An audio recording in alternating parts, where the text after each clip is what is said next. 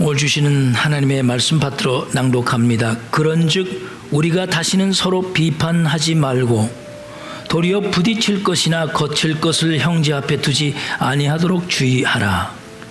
내가 주 예수 안에서 알고 확신하노니 무엇이든지 스스로 속된 것이 없으되 다만 속되게 여기는 그 사람에게는 속되니라.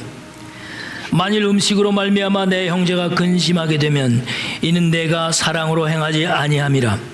그리스도께서 대신하여 죽으신 형제를 내 음식으로 망하게 하지 말라. 그러므로 너희의 선한 것이 비방을 받지 않게 하라. 오늘 로마서 강의 66번째인데요.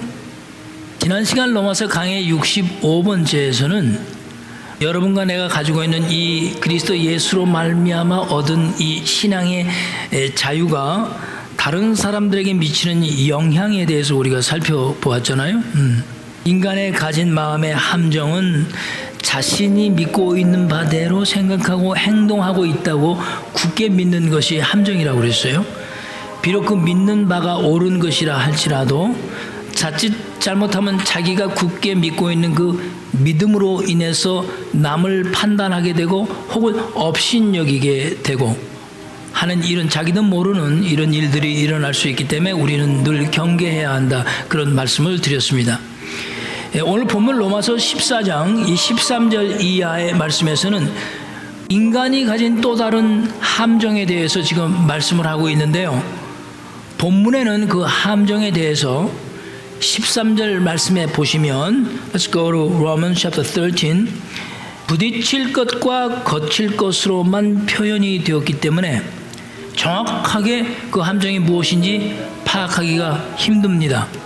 그래서 이 본문의 말씀을 잘못되게 판단하고 지나치게 상징적으로 해석하는 경우가 많이 있습니다. 그래서 오늘 본문의 말씀을 여러분과 내가 보다 더 정확하게 무엇을 말씀하려고 하는 건지를 깨닫기 위해서 먼저 여러분과 나는 마태복음 15장에 기록된 말씀을 살펴볼 필요가 있다고 저는 생각을 했습니다.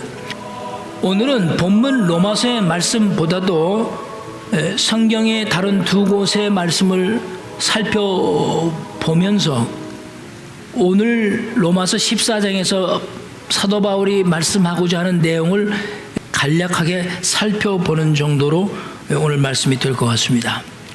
먼저 로마서 14장과 관련해서 마태복음 15장을 살펴보겠는데요. Let's go to Matthew chapter 15. 마태복음 15장에는 예수님께서 바리새인들과 서기관들과 나눈 말씀들이 기록되어 있는데 로마서 14장 13절 이하의 말씀과 아주 깊은 연관이 있어요. 오늘 여러분이 교독 때 읽으신 이 마태복음 15장으로 가보시면 여기에는 두 가지 계명에 대해서 언급을 하고 있습니다. 마태복음 15장 3절에 보시면 첫째 그것이 무엇이냐면 하나님의 뭐라고 그랬죠? 계명을 언급하고 있어요. 9절에 보시면 사람의 계명에 대해서 언급하고 있습니다. 그죠?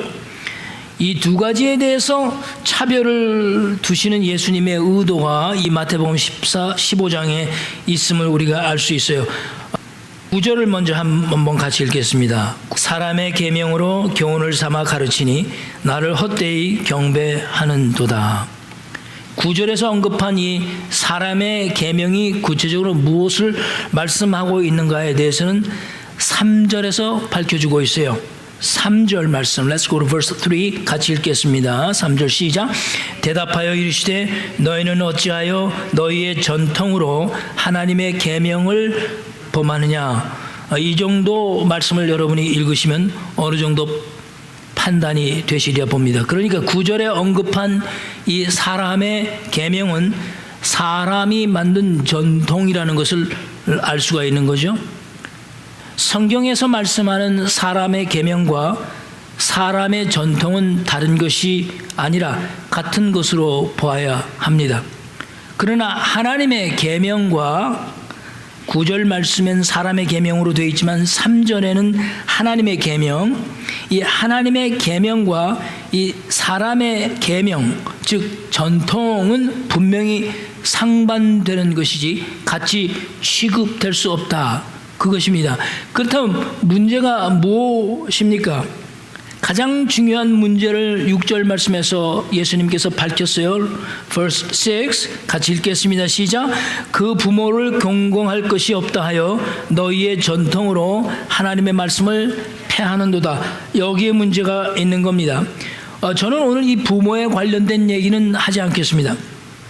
중요한 것은 너희 전통이 하나님의 계명과 말씀을 폐해버리는 바로 그것을 지금 예수님이 지적하시는 거예요. 사람이 만든 계명, 즉 전통이 가진 문제는 하나님께서 주신 계명과 말씀 위에 놓는 것입니다. 사람들이 하나님의 말씀보다도 사람이 만들어 놓은 계명과 전통을 더 중요시 여긴다는 거예요. 이것이 이제 가장 문제가 되는 거죠. 예. 그래서 2절 말씀에 보시면 사람이 만든 전통을 누구의 전통이라고 말씀을 했죠? 2절 말씀 보십시오. 같이 2절 말씀 읽겠습니다. 시작. 당신의 제자들이 어찌하여 장로들의 전통을 범하나이까? 떡 먹을 때 손을 씻지 아니하나이다. 그죠? 예. 이 문제가 바로 로마서 14장에서 사도 바울이 말씀하고 있는 거죠. 이 전통은 깨끗하고 더러운 것에 관한 문제인데 마태복음 15장 2절에 언급했듯이 유대인들의 전통에는 음식을 먹기 전에 반드시 손을 씻어야 한다는 것입니다.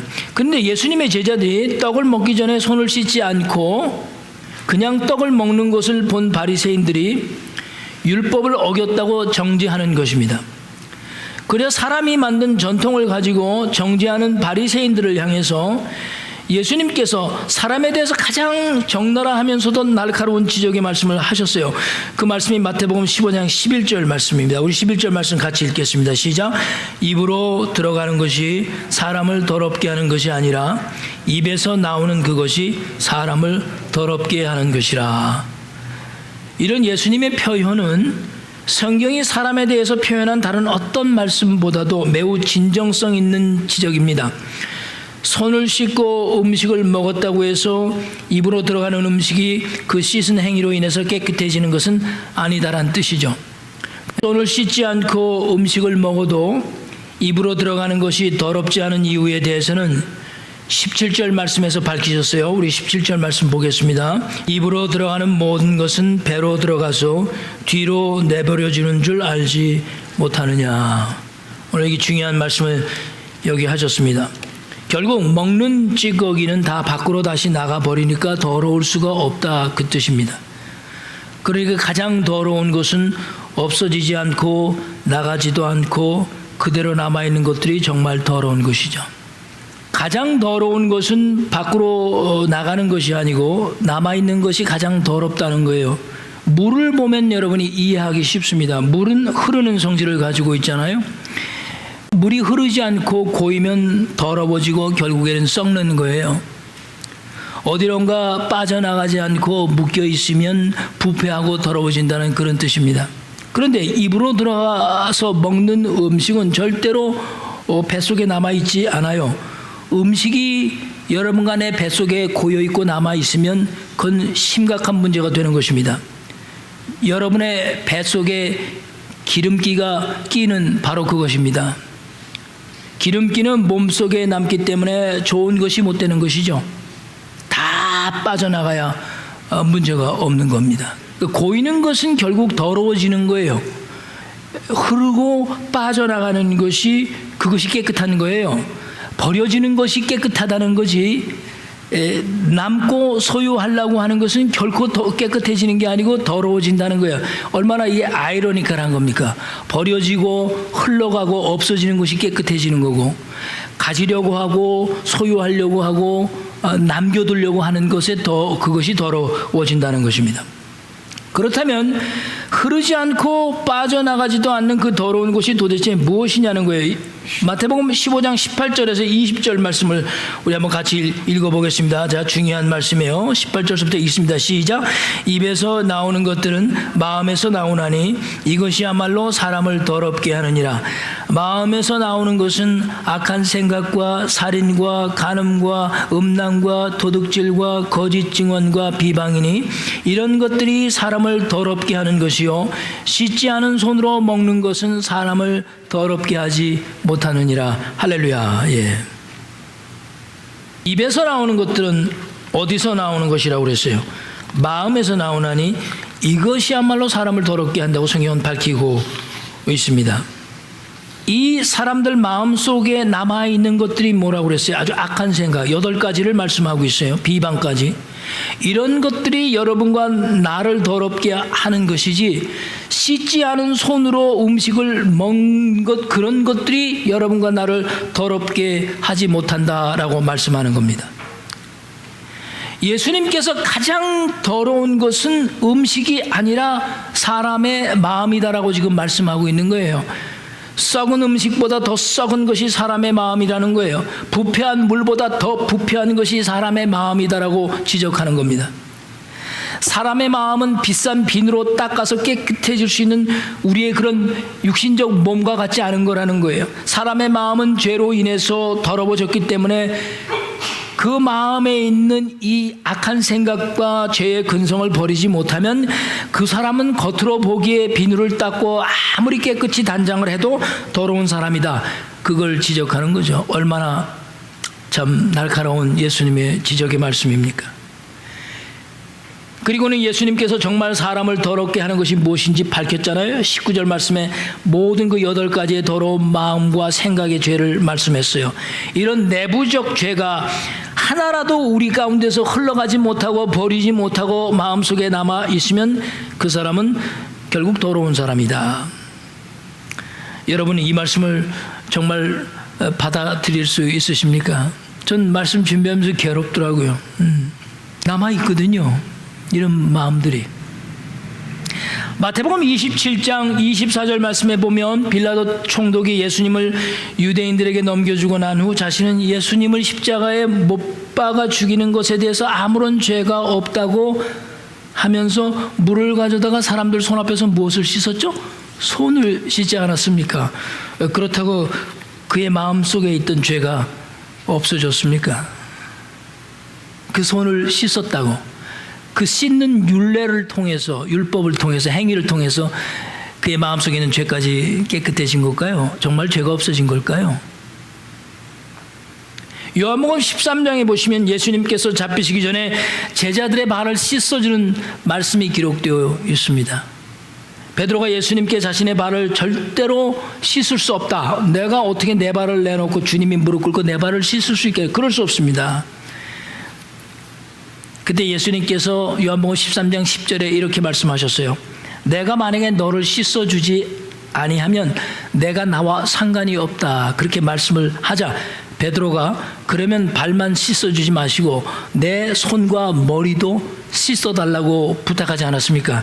그랬더니 예수님께서 아주 심오한 말씀을 하셨어요. 이미 목욕한 자는 발밖에 씻을 필요가 없느니라. 온몸이 이미 깨끗하여졌느니라. 그런 말씀을 하셨어요. 그렇다면 예수님께서 이미 목욕한 자는 발밖에 씻을 필요가 없다고 하셨으니 죄를 짓고도 여러분과 나는 발만 씻으면 되고 손만 씻으면 모든 죄가 해결이 되는 것입니까? 그래서 손 씻고 발 씻으면 그 행위로 인해서, 그 율법으로 인해서 여러분과 내가 깨끗해지는 것입니까?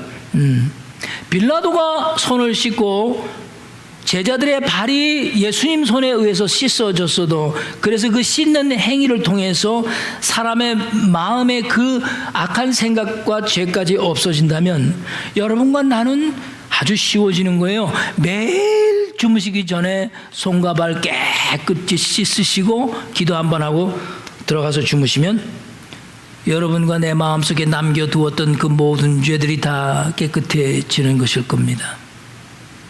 바리새인들이 오늘 이 마태복음 15장에 떡을 먹기 전에 예수님의 제자들이 손을 씻지 않았다, 혹은 자기들은 떡을 먹기 전에 손을 씻었다고 해서 그 음식이 깨끗해지는 것이겠는가?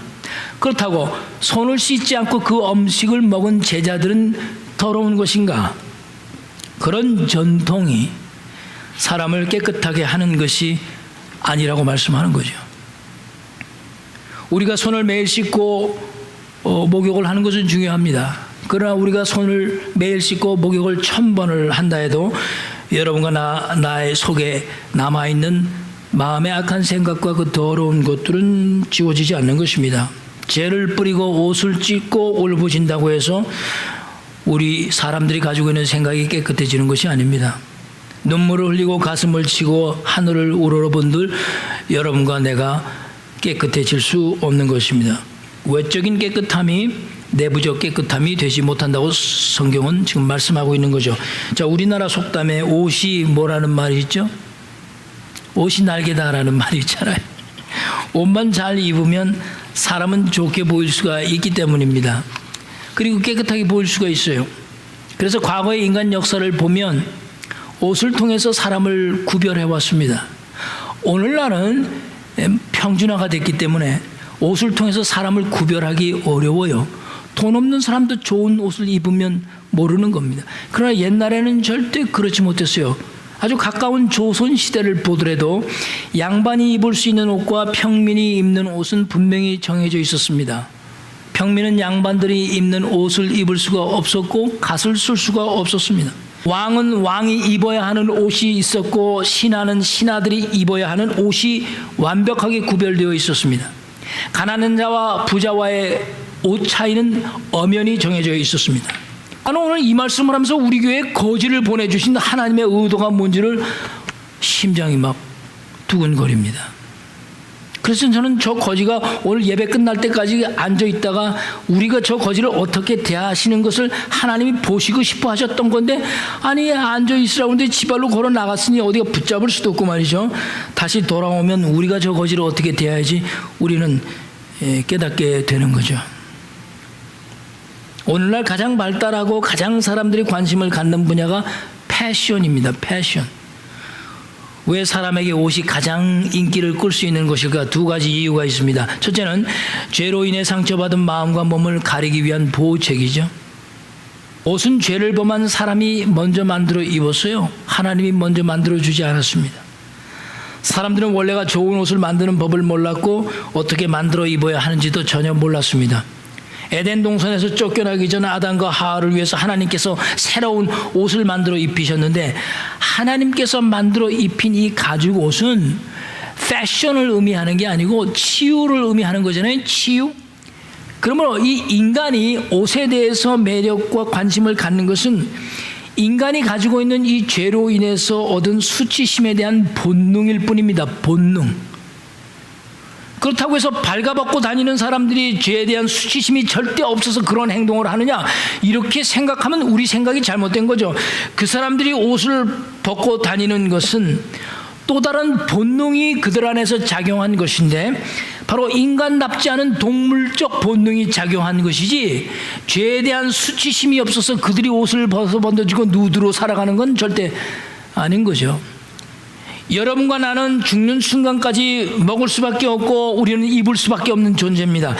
그것이 여러분과 나의 현실이지만, 그렇지만 여러분과 내가 그 현실이지만도 무엇을 입었는가 무엇을 먹었는가에 따라 여러분과 내가 평가받고 그 먹는 것과 입는 것이 기준이 되어서는 안 된다는 거예요. 세상은 그것을 통해서 사람을 평가하고 기준을 하는 거예요. 그런데 오늘 이 마태복음 15장의 말씀을 보니까 인간을 가장 더럽게 하는 것은 그런 외부적인 것들이 아니라 오늘 여기 18절 말씀대로 입에서 나오는 것들, 그 마음에서 나오는 바로 그것들, 그 마음 속에 있는 것이 더럽다고 말씀하는 겁니다. 그러므로 가장 더러운 것은 사람의 마음입니다. 우리가 예수를 믿고 구원받았어도 여러분과 내 마음이 더럽다는 것을 인식해야 되는 거죠. 한 사람이 그리스도 예수 안에서 거듭나서 그리스도인이 되었다는 뜻은 영적으로 정확하게 해석하면 하수구의 시궁창의 그 더러운 물보다 자신의 마음이 더러운 것을 보는 것입니다. 그것이 거듭난 사람의 특징인 거예요.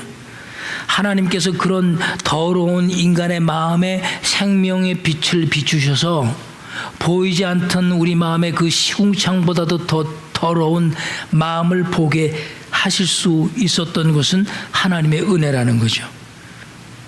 그러므로 자신의 마음이 더럽다는 것을 깨닫지 못한 사람은 사실상 거듭난 사람이 아닙니다. 여러분은 오늘 이 말씀을 대하시면서 어떻게 받아들이십니까? 그런 더러운 마음이 여러분 보이십니까? 느껴지십니까? 도대체 무엇이 가장 더럽습니까? 오늘 지금 들어왔다 나간 저 거지가 정말 더러운 것입니까? 우리가 저 거지보다도 더 마음이 깨끗하다고 말할 수 있겠습니까? 여러분과 나는 오늘 스스로 자신에게 물어보아야 합니다. 이제 로마서 14장으로 돌아가십시다. Let's go back to Romans chapter 14. 13절 말씀을 주의 깊게 살펴보시기 바랍니다. 13절 말씀입니다. 13절 말씀에 부딪힐 것과 거칠 것을 형제 앞에 두지 아니하도록 주의하라, 그렇게 말씀을 했어요. 여러분이 이 부딪힐 것과 이 거칠 것 도대체 무엇인지 이제 어느 정도 깨달으셨으리라 생각이 됩니다. 이 거칠 것과 부딪힐 것이 무엇입니까? 사람이 만든 전통, 사람이 만들어 놓은 계명이라는 거예요. 오늘날 교회가 사람이 만들어 놓은 계명과 전통이 얼마나 많습니까? 그것이 부딪힐 것과 거칠 것이라는 거예요. 그것을 형제 앞에 두지 않도록 주의하라고 말씀하는 거죠. 로마서 14장에서 다루고 있는 이 음식에 관한 문제는 그 어떤 음식이라도 우상에게 바쳐졌던 음식이라 할지라도 그 음식 자체로는 더러워질 수가 없다. 더러운 것이 아니다. 음식이 더럽다고 생각하는 그 이유는 그 음식이 우상에게 바쳐졌던 음식이라는 이유 때문에 그 음식에 귀신이 들렸다고 생각하는 것이기 때문에, 그래서 더럽다고 생각하는 그 생각 때문에 더러워진 것이다. 그러나 사실은 그 음식에 정말 우상의 귀신이 붙은 것이 아니라 그렇게 생각하는 당신의 마음 때문에 그것이 더럽게 느껴진다고 성경은 말씀합니다. 14절 같이 읽겠습니다. Verse 14 시작. 내가 주 예수 안에서 알고 확신하노니 무엇이든지 스스로 속된 것이 없으되 다만 속되게 여기는 그 사람에게 속되니라. 이제 여러분 이해가 되셨으리라 생각이 됩니다. 여기서 말씀하는 이 속되다라는 말씀이 unclean, 더럽다는 뜻입니다. 영어로 unclean, 음식이 더러운 것이 아니다라는 거죠. 뼈아픈 지적을 하고 있습니다. 그러므로 로마 교회 안에서 우상에게 바쳐졌던 음식이 더럽다고 생각했던 사람은 그 사람의 마음과 생각이 율법주의적이고 행위주의적이고 전통에 묶여 있었기 때문에 그 음식이 더럽게 생각되었다라는 것입니다. 성경은 우상에게 바쳐졌던 것이라도 더러운 것이 아니라고 말씀합니다. 그 이유는 이미 지난 시간에 우리 살펴보았지 않습니까? 이 세상에는 다른 신들이 존재하지 않기 때문입니다. 오늘 성경의 예를 하나 더 들고 오늘 말씀을 마치려고 합니다. 우리 사도행전 10장으로 가십시다. 베드로와 고넬료에 관한 얘기가 나오죠. 이미 다 읽었습니다. 내용을. 이탈리아 군대의 백부장이었던 고넬료가 이방인 사람이었습니다. 로마 사람이었으니까요. 이 고넬료를 만나는 사건을 기록을 했는데 베드로가 기도하다 보게 된 환상이 있었고 고넬료도 기도하다가 본 환상이 있었어요. 하나님께 성령을 통해서 그렇게 역사하신 것이죠. 근데 베드로가 본 환상을 보면 하늘에서 내려온 그릇 속에 4발 가진 짐승, 기는 것과 공중에 나는 것들이 있었다고 합니다. 그리고 그 짐승을 잡아먹으라는 하나님의 음성을 3번을 듣습니다. 그러자 사도행전 10장 14절 말씀에 보면 verse 14 베드로가 먹을 수 있다고 했습니까? 없다고 했습니까? 먹을 수 없다고 했어요. 그 이유는 뭐라고 그랬어요? 더럽고 깨끗한 것이 아니기 때문에 나는 결코 먹을 수 없다고 했어요. 더럽다고 생각을 한 겁니다. 여기서 베드로가 속되다라고 한 그 말씀이 바로 로마서 14장 14절에 속된, 더럽다고 하는 그 말과 같은 단어입니다. 그러나 그릇 속에 들어있던 것은 정말 더러운 것이 아니다라고 말씀하는 거예요. 그렇게 생각하는 베드로, 너의 마음이 더럽다라고 지적하시는 겁니다. 왜냐하면 베드로에게는 이방인들은 더러운 존재였기 때문입니다. 유대인이 이방인과 관계를 맺는 것은 법을 어기는 것이기 때문에 그건 더러워지는 겁니다. 이방인들은 하나님의 구원의 손길이 닿을 수 없는 존재였고 하나님의 축복과 은혜가 없는 자들이라고 인정을 했어요. 우리 그리스도인들이 세상에서 하나님을 모르고 예배 드리지 않는 자를 저들은 멸망받아야 할 사람들이라고 정죄하고 판단하는 것과 똑같은 거예요. 저들은 더럽다는 거예요. 나는 그리스도 때문에 깨끗했다는 거죠. 그리고 저 사람들은 다 지옥 가야 될 사람들이라고 생각하는 그 마음이 더럽다고 하시는 거예요. 그러자 베드로는 그 마음을 고쳐먹고 하나님의 뜻대로 자신이 더럽다고 생각했던 그 이방인에게 순종하며 복음을 전했습니다. 그가 베드로의 눈에 더럽게 보여졌던 고넬료라는 사람이었고 그의 가족들이었습니다. 성경은 로마서 14장 20절 말씀에 만물이 다 깨끗하다고 하셨어요. 그러나 정말 더러운 것은 사람의 마음입니다. 그 사람의 마음 중에서도 내가 더럽다고 생각하는 그 마음이 더 더러운 마음이다. 지나가는 거지를 보면서 우리는 더럽다고 느끼죠.